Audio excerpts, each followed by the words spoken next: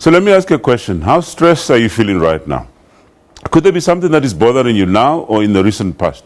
Is it perhaps that the holiday is coming to an end and you're thinking about getting to work, paying school fees, buying school uniform? Maybe you're thinking about that trip to see your in-laws next weekend. The truth is that there are many things that cause us stress in life. Some of them are due to our own choices, and some have nothing to do with us but are created by people around us.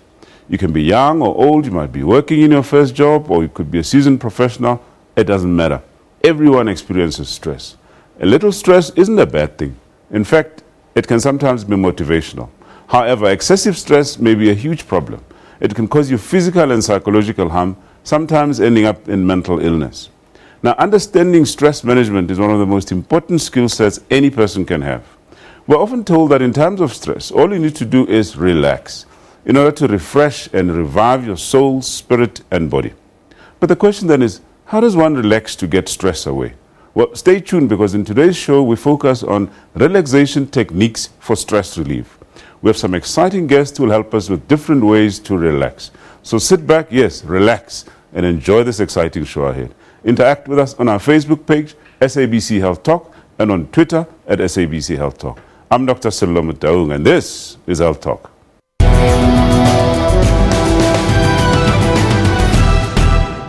Stress is a normal physical response to events that make you feel threatened or upset. Some stresses get you going, and they are good for you.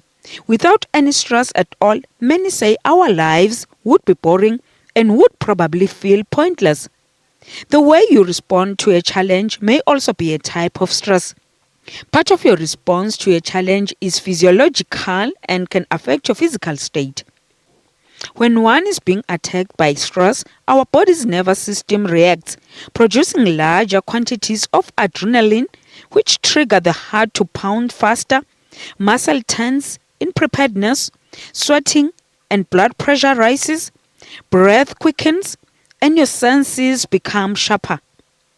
These physical changes increase your strength and stamina, speed your reaction time, and enhance your focus, which helps protect ourselves in a challenging situation. It's important to learn how to recognize when your stress levels are out of control. The most dangerous thing about stress is how easily it can creep up on you. You get used to it. It starts to feel familiar or even normal. You don't notice how much it's affecting you, even as it takes a heavy toll. Your mind and body end up paying the price. But you can protect yourself by recognizing the signs and symptoms of stress and taking steps to reduce its harmful effects. Long-term exposure to stress can lead to serious health problems. It can raise blood pressure, suppress the immune system, increase the risk of heart attack and stroke, contribute to infertility, and speed up the aging process, leaving you with a feeling of frustration, anxiety, and depression, making some people feel stressed more easily than others. Keep in mind that signs and symptoms of stress can also be caused by other psychological or medical problems. If you are experiencing any of the warning signs of stress, it's important to see a doctor for a full evaluation. Your doctor can help you determine whether or not your symptoms are stress-related. Now, stress is often referred to as the trash of modern life. We all generate it, but if you don't dispose of it properly, it'll pile up and overtake your life. Some believe that stress is an ignorant state. It believes that everything is an emergency. You may feel there's nothing you can do about stress. We're often told that stress management is all about taking charge of your lifestyle, thoughts, emotions, and the way you deal with problems. Now, let's get a deeper understanding of how to manage stress from our special guest, Antonio Lenturo, who's a clinical psychologist and lecturer from Wits University. Antonio, welcome to Health Talk. Thank you for having me. In simple terms, perhaps let's start with the basics. What is stress? Well, we all, as individuals, we all kind of experience stress. But simply put, stress is just like the emotional demand or pressure that builds up that each one of us go through as individuals. So in actual fact, it's kind of sum it up, it is like our wearing and tearing that our body experience as individuals. It usually results in a sense of being out of control, and that sense of out of control result in certain physical and emotional kind of responses. I know we haven't, I mean, you say that it's emotional. I hear the word emotional coming out of you twice. Is it always in relation to some emotion? Not necessarily. Any situation can cause stress, but we kind of experience stress both at physiological, emotional, and at behavioral level. So there's a physiological response where our body kind of go to what is known as a fight-flight response, where the body kind of releases certain stress hormones such as cortisol and adrenaline, which increases the body at physical level, your heart rate, your heart palpitations, breathing, muscle tension, and so forth. They translate into physical, into emotional response where you feel perhaps maybe withdrawn, anxious, and jittery, and so forth. Okay. Also, there are certain changes that can take place in the body that will tell us that you're going through stress. Now, how do you then differentiate between stress and a mental condition or a mental illness? Well, there's a definitely relationship between the two. Mental illness is much more serious in nature. It refers to kind of an amalgam of mental illness conditions such as schizophrenia, depression, and so forth. And that usually results in stress, and it impacts on your daily functioning. And that in itself also can be caused by stress, where stress is usually the kind of a precondition to mental illness. So basically what you're saying is if you don't deal with stress, it can end up with a mental illness. Mental illness. Now let's talk about, we often hear the notion of stress levels. Now, is there such a thing as stress levels amongst people? Well, people, as a clinician, I would usually define for me myself different stages, so kind of stages that we're in stress rather than levels. So I would kind of identify whether you're going in an acute state of stress, whether you're in a chronic state of stress. Where acute state of stress is much more short-lived. So it could be cause, for example, I need to write an exam tomorrow, and that can cause some form of anxiety and possible stress. Where chronic stress is much more cumulative in nature. So, for example, you have deaths, you have relational problems, and so forth. And the nature of it is much more chronic, is much more severe, and that in itself can result in long-term psychological and definitely mental illness. Well, it's interesting. I mean, earlier on we spoke about just how the body responds to stress. Is it the same kind of reaction with everybody? Because often you get told that, there's so-called stress resilience. Just take us through that a bit. We all have what is known as the stress response in each one of us. But definitely each one of us are not in the same way affected by a particular stress. For example, you and I, let me use this as an example. You perhaps might be a frequent flyer of an aeroplane, and you might enjoy it and might not in any way cause any form of anxiety or stress for you. Where, for example, for me, who's not, for example, a frequent flyer, just the idea of flying could be stress provoking. So it depends on the person, it depends on various factors, it depends on your emotional, what I refer to as your ego state, which is your emotional strength as an individual. It refers to also your kind of genetic predispositions, such as your personality predispositions. So it definitely does differ from person to person. Does it differ from males to females? There's some research that does indicate, but obviously it's not conclusive. Again, it depends on, but I would kind of stress on, it would be mainly focused on is the genetic kind of predisposition of the individual. Interesting. All right, let's talk a bit about stress management now. I mean, what is stress management? Stress management, is when we go through stress, we obviously need to kind of try a way to cope with the demands of stress. So stress management is a way of kind of drawing upon those resources that you have as an individual internally to manage and cope with stress. That could be internal by focusing on what is your ego strength, and kind of as a therapist I would kind of reinforce the strength, the ego strength of the person, or external, draw upon the social relationships that you have within your environment, like perhaps maybe a partner, perhaps a friend or so forth, and other kind of resources that you have available to, is a way of kind of just reducing the stress. Okay. Now, there's obviously various ways you can relieve stress, and the focus in this show is obviously relaxation. Now, how does relaxation help relieve stress? Okay. Relaxation works on the principle of kind of almost like an ambiguous opposite effect to what the flight response mode, which is the body's physiological stress response. When the body responds physiologically, as I said, it releases the hormones cortisol and adrenaline, which obviously increases the heart rate, increases your breathing, increases your muscle tensions, and so forth. And relaxation is working on the principle to kind of counteract that particular mechanism. So where we kind of work on techniques where we teach the individual or the patient, in my case, on breathing exercises and strengthening and relaxing methods as a means of counteracting the stress response. Right.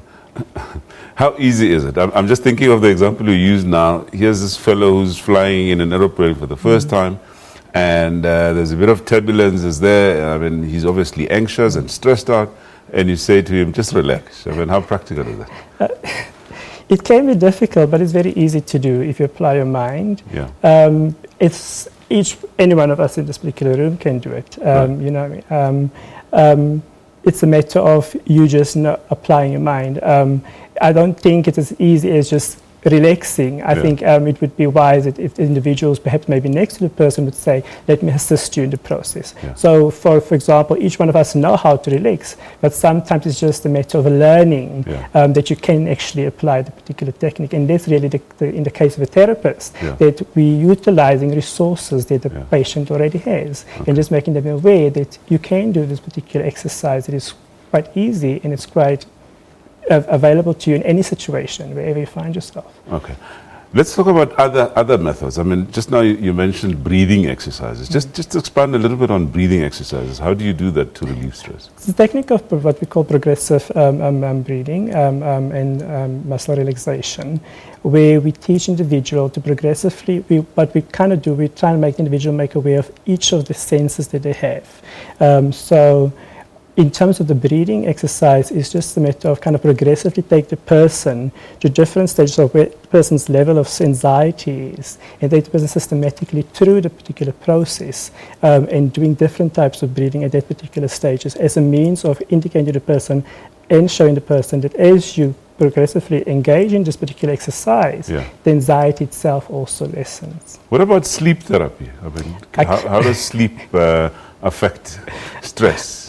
I can't comment on sleep therapy per se, but definitely stress does have an impact on sleep. We know that stress is one of the causes, one of the signs and symptoms that individuals usually see that they are stressed is the disruption in the sleep that others experience in initial insomnia, middle insomnia, or terminal insomnia. But in terms of the therapeutic sleep therapy, I unfortunately can't comment on it. Well, there's quite a lot I think we can talk about in terms of stress management. Anyway, Antonio Lento, thank you very much for your contribution. Thank you. All right, so stay with us, because after the break, we now talk about mindfulness and meditation. Don't go anywhere.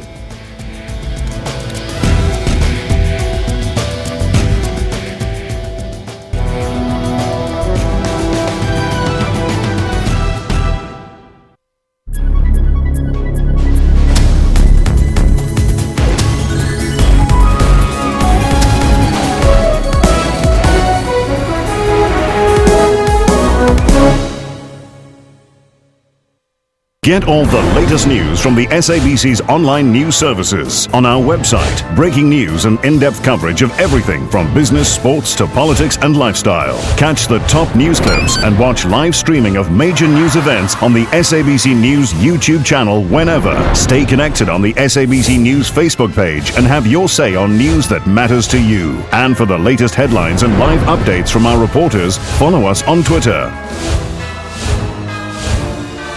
SABC Digital News, anytime, anywhere.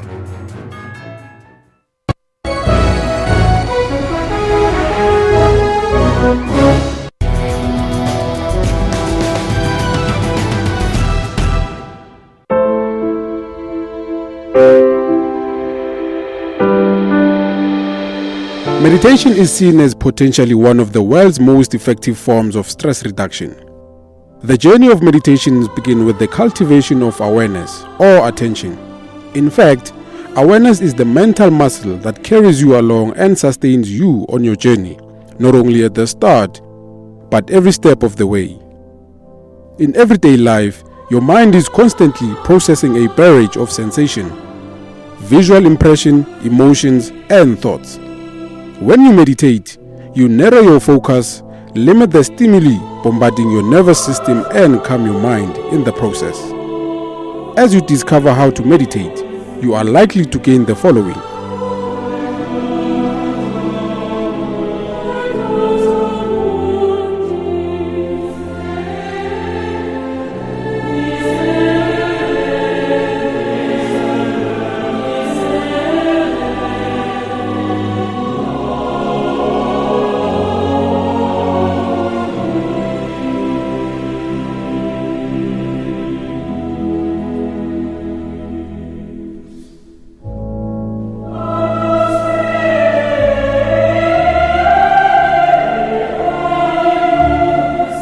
After meditation hit the East, it took thousands of years for it to spread to the West society. It wasn't until the mid-20th century when it finally started to gain popularity in the West. People have used this practice in the deliberation to help them quit smoking and to put a stop to alcohol and drug addiction. Meditation also helps to lower one's heart rate and blood pressure by slowing down one's breathing, which lowers the amount of oxygen needed for the body. Welcome back. Now, we should all train our minds to think about what we want in life and avoid thinking about what we don't want. Now, worry, fear, negative thinking are all part and parcel of stress. And this is what we need to clear from our minds. So just how can we train our minds to avoid what stresses us? Well, let's learn more about mindfulness and meditation from our special guest, Ms. Sue Fuller-Good, who's Director of Body Brilliance. Welcome to Health Talk. Thank you. Thank you for inviting me to be here. All right, let's start off by describing just certain basic concepts here. We hear there's mindfulness, and then there's meditation, and then there's hypnotism. What is the difference between all of these things? Because apparently all of them use the mind, as it were.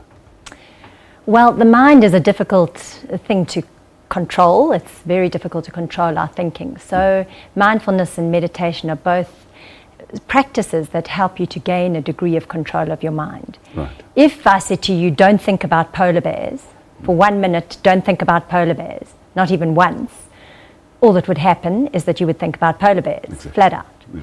So mindfulness practice and meditation are both practices where you give your mind something to anchor it. Mm-hmm. Something whereby it has something that easy that it can focus on, and that helps it to quieten itself down. Mindfulness practice is very much about trying to bring your mind into the present moment and pay attention to this moment exactly as it is, with non-judgment and curiosity and compassion. And those are the critical factors, because the minute you pay attention to this moment and you name it, you say it's a good moment, or it's a bad moment, or it's a stressful moment, now your mind's going to start running away with itself again. The minute you just pay attention to it with interest and curiosity, you allow your mind to settle down and just start to watch and pay attention. But what is then the physiology behind mindfulness insofar as stress relief is concerned? Well, it's really interesting because the thoughts that you have a very strong effect on your body, and that's why stress has such a profound effect on the body. So that's why me, as a physiotherapist, have got into mindfulness practice, because I can see the devastating effects that stress has on the body. Right. So mindfulness practice is incredibly relaxing. It's very, very easy to do, in fact, as long as you practice it a little bit, because you're not going to master it in one day. Well, you're going to tell us about just how you do it, I mean, and how practical it is, because I'm thinking, you know, you're going through stress. There's lots in your mind. You know, you're thinking about maybe 10 different things almost at the same time. Yes. How then do you clear your mind of all of those things and just focus on one, perhaps even totally unrelated to all that you have in your mind? Well, you know, mostly our minds are thinking about what happened yesterday or a few moments ago, what's going to happen in the future. It's very hard for our mind to anchor itself in the moment. So when we practice mindfulness practice, we just use something that's going to bring us into this moment and give the mind something to think about in this moment.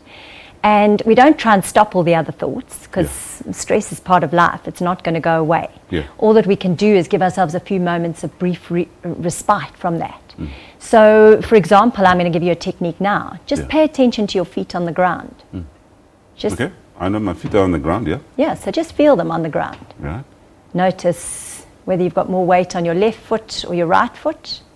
Okay, Notice if your toes are all equally on the ground. all right. I'm listening to you at the same time, but I can feel that. And you can see that you can concentrate. And it's not something you normally are aware of or pay attention to. So because you're aware of that sensation of your feet on the ground, it just brings you into this present moment. And you may notice that your mind actually is quite quiet for that split second. Interesting that, I mean, you say to your mind, focus on this one thing here. What sort of environment do you need for that? Because, I mean, there can be distractions in that. So do you need to be in a quiet place where there's nobody else, or, you know, can you do it in a public place, for instance? Absolutely. And that's how I teach people to do mindfulness practice, and that's why I sort of moved from meditation towards mindfulness practice personally, because it's so easy, because you can do it anywhere. You can do it at a robot, just noticing your hands on the steering wheel. Or pay attention to the breath as it enters your nostrils. But, I mean, is it, I hear that, I mean, is it, are you saying, if you focus your mind on one thing, it's not practical to clear your mind completely of everything else, isn't it? So it is still possible to have something at the back of your mind, so to say, and focus your mind on something else, like you know, the steering wheel. So in my explanation, there's no way to quiet the mind. Its job is to keep you alive and to give you a constant stream of information about lack and attack, the stuff that's going to perhaps threaten your safety. And the mind's job is to make sure that you're aware of those things, in theory, to keep you safe, in its theory. And so for just that brief moment, you're giving something quiet to focus on while that noise continues and carries on. So you're not trying to fight the mind, you're not trying to stop the mind, you're allowing it to do what it does. I often say to people, it's like your kidneys. You don't pay attention to how much urine your kidneys are making in any one moment. You just allow them to carry on making urine, and you allow your mind to just do what it does. But for a brief moment, or if you have 20 minutes to sit in a beautiful garden and really go into a deep meditation, that's amazing. But if you don't have that time, you can still do it in your everyday life. You can still do it for one brief moment before you open your mouth to talk to someone, for a split second before you go into a room. So, but how do you train then? What sort of other exercises that you often give to people to go and do so you become proficient, as it were? Absolutely, because it is a practice, and the mind gets better and better at it, and becomes easier and easier as you practice. Just give us practical examples. So a very useful one, and I heard you talking just a little while ago about breathing exercises. The breath is the most easy way to practice mindfulness. So just like I said, pay attention to the breath as it enters your nostrils, and you'll feel that the air is a little bit cool as it passes into your nostrils, and then pay attention to it passing out of your mouth. So just noticing that. And you can do that for a minute. Should it be deep breathing or just normal breathing? Well, I often say just do normal breathing. Just watch your breath as it is with compassion, non-judgment, and curiosity. Because the minute you try to make it deeper or shallower or whatever, you're going to now start the judgment of the mind coming back again. So I think the easiest way to start is to just pay attention to your breath exactly as it is. And some people find that incredibly difficult to do, strangely enough. I can imagine, yeah. So, I mean, we do it unconsciously all the time, but the minute you pay attention to it, then suddenly you feel like you're a little bit breathless. But without judging that, just saying, fascinating. Just because I'm watching it, I feel breathless. That's interesting. So really what you're doing when you practice this non-judgment and curiosity, which I think is so vital, you're almost taking yourself back to that childhood state. You know, I used to remember watching my son. He loved to watch worms, and he would sit there for hours just watching the worm as it squirmed and crawled. Yeah. And he didn't care if the worm went right or left. He had no agenda for the worm. He could just watch it while it did what it did with absolute curiosity. And that's how we want to practice mindfulness. Is Fascinating stuff. I'm going to practice. I promise you, I'm going to practice this mindfulness. I'll try those breathing exercises. What, and come back to me and tell me how it went. I definitely will. Well, thank you very much for your contribution. Thank you for having me. All right, so don't go anywhere, because when we come back, we now talk about massage and muscle relaxation. Stay with us.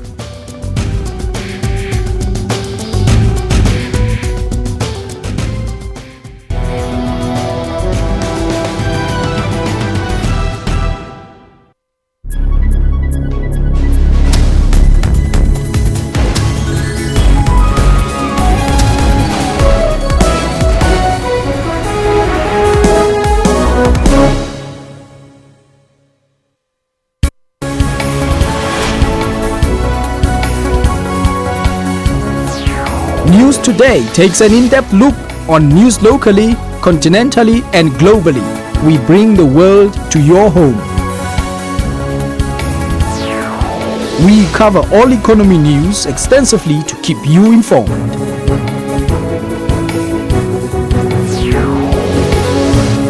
We are live to break news as and when they happen across the world. We analyze news using experts in all aspects. Make a date with News Today every Monday to Friday from 3 to 5:30 p.m.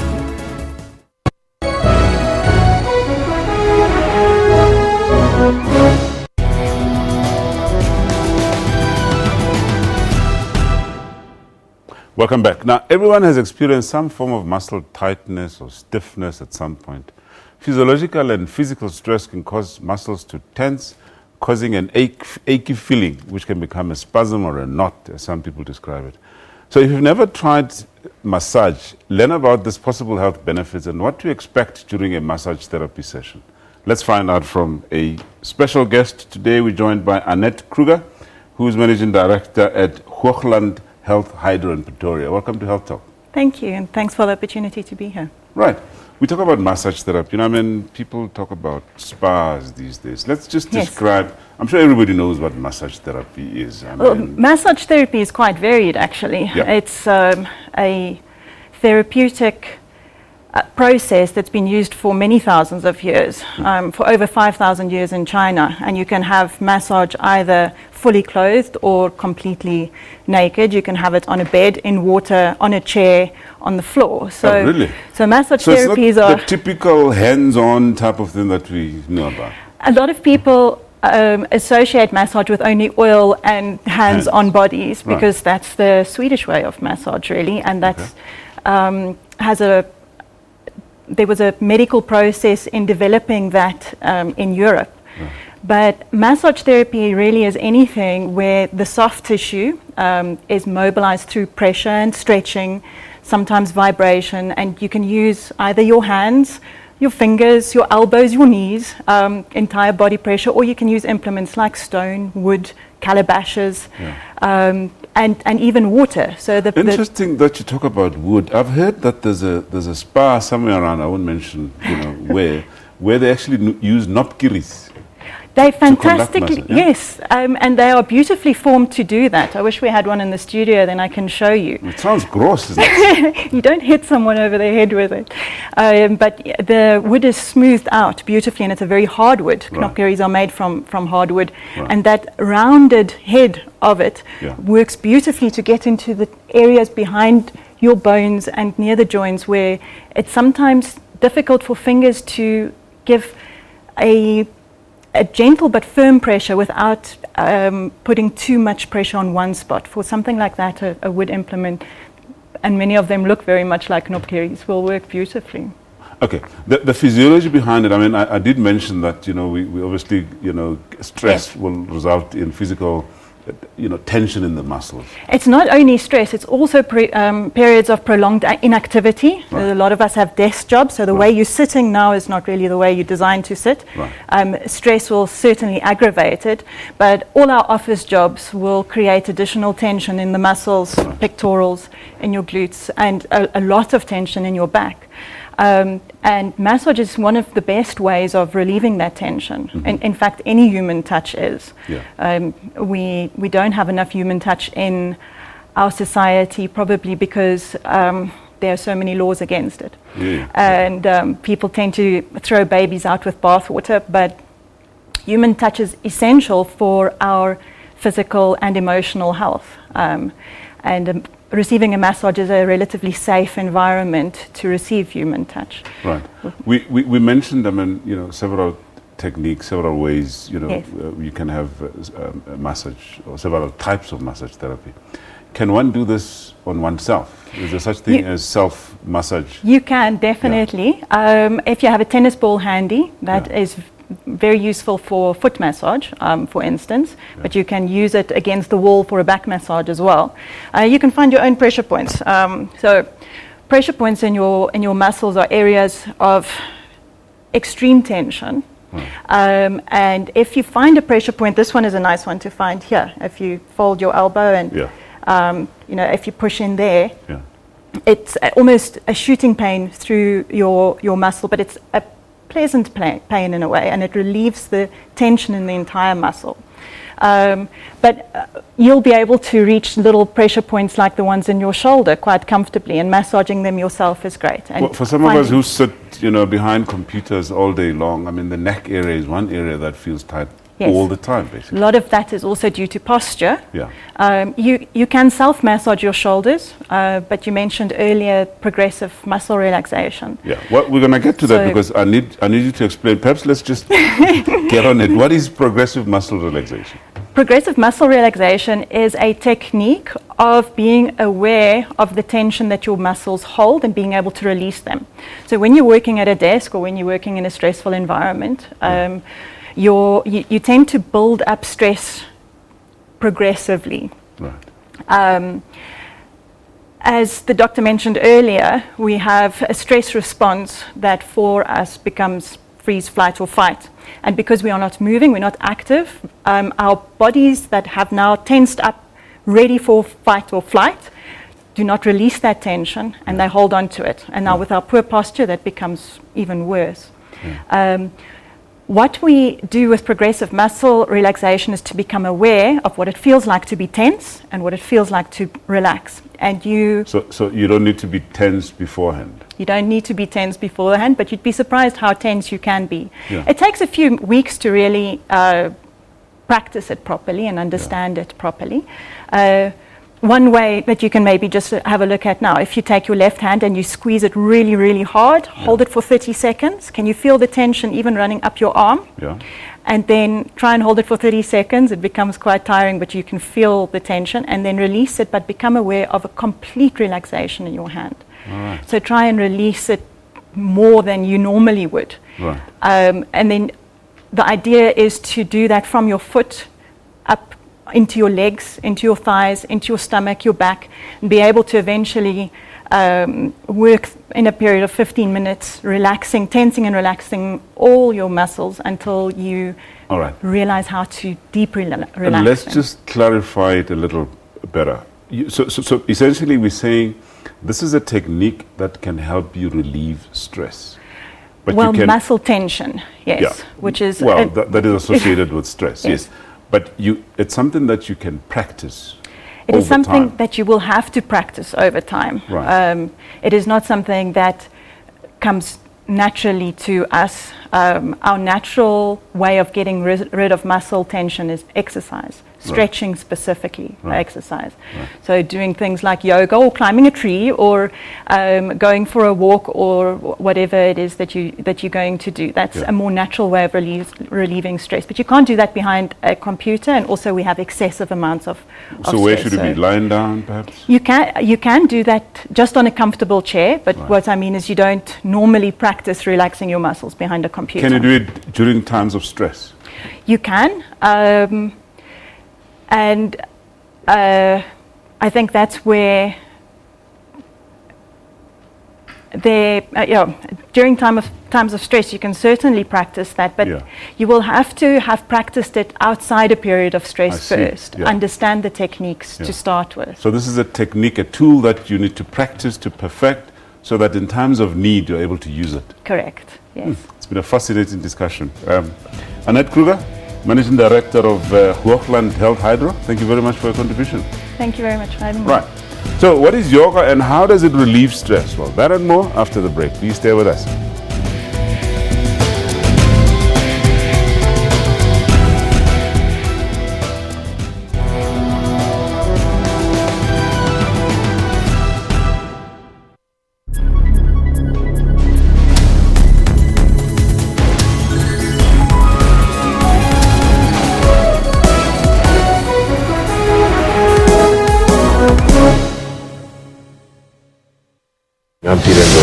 And I'm production Chetty Miller, SAB Miller, and Anheuser-Busch InBev. It's something that I need to learn to say more often. Will together produce around a third of the world's beer. It is a mouthful. Have you ever considered skin bleaching? Nigeria tops the list of African countries with 77% of its women bleaching their skin. Now I can see that it is not good because it affects my face and some of my body parts. Thousands of Arab Israelis and Palestinians participated in a big rally. Flight MH17 was shot down by a Russian-made missile. How those chips may fall is a prediction best left to the currency of time. That's Primetime News, Africa Journal, and your world on SABC News.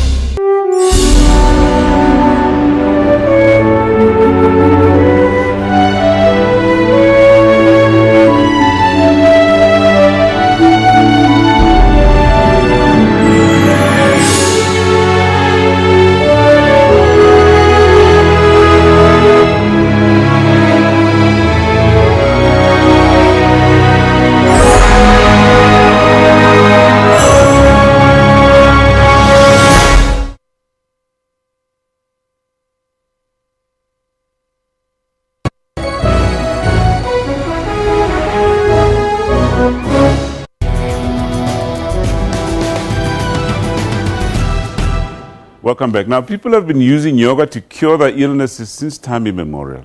However, it's only in recent years that people have realized the benefits of yoga as a holistic healing technique. This is because most people only recognize the physical benefits of yoga and only gave importance to its holistic benefits. Let's find out more about this ancient technique from our guest, Loruna Janse van Vieren. Loruna, welcome to Health Talk. Thank you. Thank you. Before we, I see you all set up to, show us how to do stuff. Yes. But let's talk a little bit about yoga and its history. Where does this come from? We believe that it's from ancient times. Yes, it's a very old discipline. It's first recorded in the Vedic writings, Right. and it's mostly been practiced by the Hindus, and then it became introduced. It was introduced to the West, and the mother of yoga is Hatha yoga, and yoga was first devised when practitioners of meditation realized that the body was getting full of aches and pains and distracting from the ability to be able to sit for a reasonable period of time in meditation. And so they realized that if the body becomes more supple, it becomes pain-free, And that's how the asanas, the postures, developed. Okay. Now, as a form of relaxation, I mean, clearly we're talking about, stress relief. Yoga as a form of relaxation. Now, tell us about that a bit. Okay. It can be invigorating as well. Okay. But in this instance, we're going to demonstrate how to relax and the relaxation part of yoga, which is very important. And there is a part of yoga which is pranayama, okay, which forms part of Patanjali's 8 limbs. And pranayama is the science of breathing, which we're also going to use in this demonstration now to show you how to breathe. Well, maybe let's start. Show us a little bit on. We take yoga as the specialized thing that you need you need to go to a special studio. Can anybody do yoga? Anybody can, and Wandile, this is his first time at it, so let's see. Let's see how we're going to hear from him how he experienced it afterwards. That'll be interesting, yes. Okay, Wandile, I need you to just lie down for me, please, flat on your back, with your arms next to your body, palms up. Curl the palms up. Okay, this is called the corpse pose. Ideally, this should be practiced on a flat surface, a hard surface like a floor, okay? Because it allows the body to realign and rebalance itself, not the mattress. The mattress is not the place where it should be done, okay? And some people have a curvature of the neck, so they might have, I'm just going to manipulate you a little bit. They might end up like that. That's the wrong posture. You need to bring the head in. Now, if he can do it, but if he couldn't do it, you would use a pillow under the head so that the spine is in alignment, okay? And now you would simply lie there and become aware of your breathing, okay? Just watch your breath. And if you look at my hand, I'm going to put it on his solar plexus. It's rising with inhalation and dropping with exhalation, okay? Now we need to just slow it down a little bit. So you're going to breathe with my counting. So it's in, 2, 3, 4, 5, 6, 7. Hold it. And out, 2, 3, 4, 5, 6, 7. Okay, now you have to do it with me. In, 2, 3, 4, 5, 6, 7. Hold it. And out. 2, 3, 4, 5, 6, 7. Okay, you just do this a couple of breaths, close your eyes, and just watch your mind, because it's going to start telling you all kinds of stories. Don't attach to any one of these stories. Now we're going to take it a little bit further. When you were born as a baby, I need you to bend your knees for me and put the soles of your feet together, like that. Okay, you're going to put one hand above and one below the navel, there. Now, most people, okay, maybe the gene is part of the problem, yeah? Okay, I need you to drop your knees as far as they will go. Okay, now I'm just going to use these props on this side so you can see to support his legs. This is what you can do, okay. Now let's assume you're doing this and you just relax into this posture. Let's just help him on this side. Sorry, I'm going to take your pillow. But is this something that he can do on his own, or does it need to be guided? Well, you can just use any amount of pillows. I'm sure you've all got pillows at home. So I saw with the breathing, for instance, you were counting to say, we're going to do I need to do this with you. So you can count your own breath. Okay. It's in, 2, 3, 4, 5, 6, 7. Hold it. Out, 2, 3, 4, 5, 6, 7. You're balancing the body here. But now we're going to do a different breath here. Yeah. Okay. This breath, have awareness of your breath. You're going to breathe in through your nose for 4. Hang on. Listen to me first. In for 4. Hold for 7. Out for 8. Okay. So when you breathe out, you're going to go out of the mouth. Okay, so In, 2, 3, 4. Hold, 2, 3, 4, 5, 6, 7. Out, 2. Shh. Make shh out of your mouth. For 8. In through your nose, 2, 3, 4. Hold. 7. Out, 2, 3, 4, 5, 6, 7, 8. One more. In through your nose, 2, 3, 4. Hold, 2, 3, 4, 5, 6, 7. Out, 2, 3, 4, 5, 6, 7, 8. And just relax. This breath you only do 6 or 7 times, and you just watch it. Now, if you're extremely stressed, take your awareness to your breathing, okay? One of your nostrils is dominant. Which of your nostrils, Wandile, is dominant at the moment? The right or the left side? The right. The right. Yes. Okay.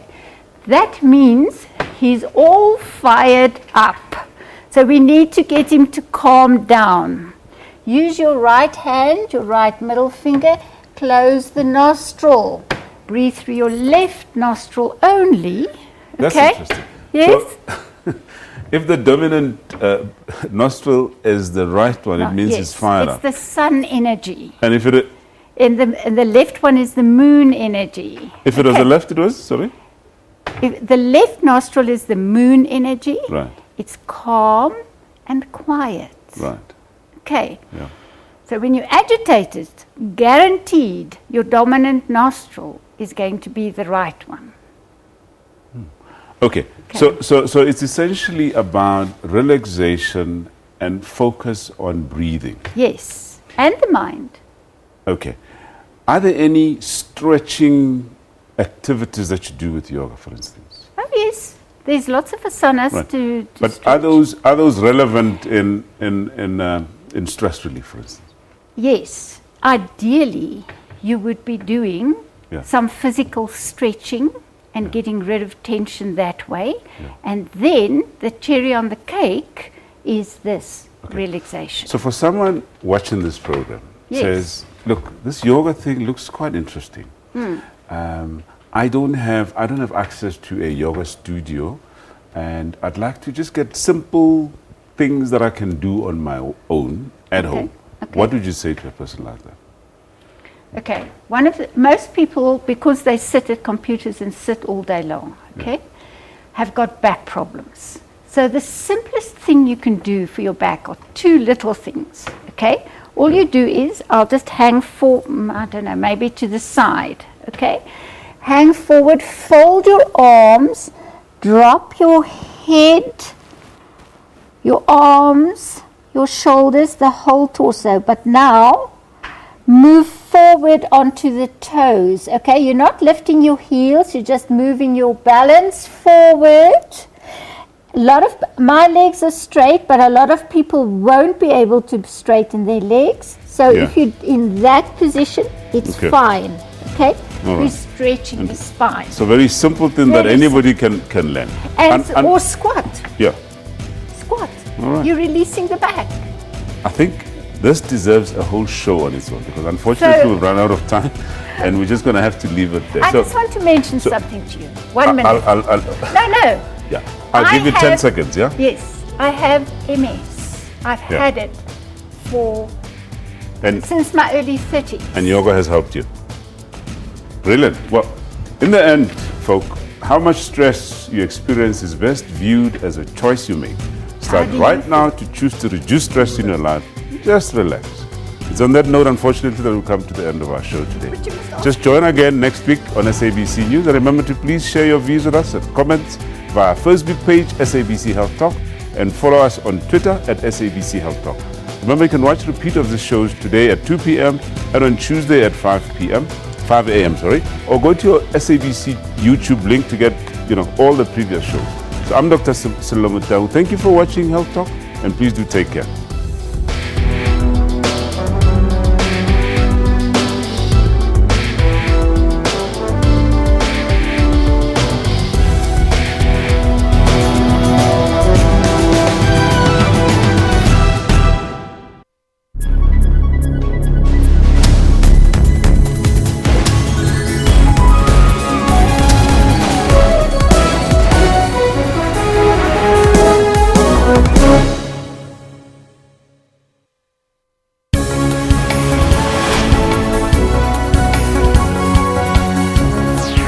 News Today takes an in-depth look on news locally, continentally, and globally. We bring the world to your home. We cover all economy news extensively to keep you informed.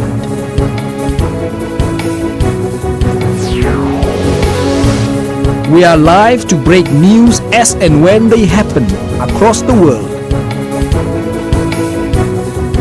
We analyze news using experts in all aspects.